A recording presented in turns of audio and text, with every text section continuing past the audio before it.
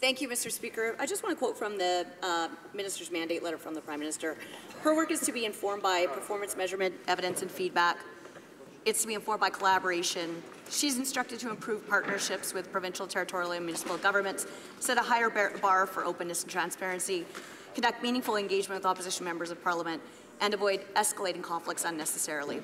And the reality of the way the carbon tax was imposed was that it was imposed and announced at the beginning of a meeting with environment ministers before one iota of discussion had happened. The government used the threat of withholding healthcare dollars in order to impose it on provinces. She can't answer the questions about the proportion of emissions reductions achieved by the carbon tax, which will disproportionately harm the working poor and low-income Canadians in certain sectors in certain provinces and undermine Canada's competitiveness.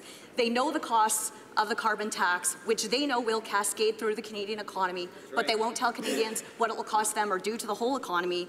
Now they're cutting off debate, ramming through this bill. The Information Commissioner says there's never been a government in Canadian history that's more difficult to get information out of. Isn't the Minister failing her mandate letter, just like the Prime Minister is failing Canadians? The Honourable Minister of the Environment. Thank you, Mr. Speaker. We're actually fulfilling our mandate letter. We had extensive consultations on our national climate plan. In fact, a whole year of consultations on the climate plan. We've continued to consult. We continue to work with provinces and territories.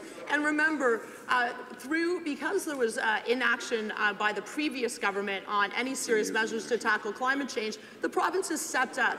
4 provinces, Ontario, Quebec, Alberta, and British Columbia, covering 80% of Canadians, brought in a price on pollution. It was through their leadership that serious action was taken in the face of inaction, complete inaction on climate change by the previous government.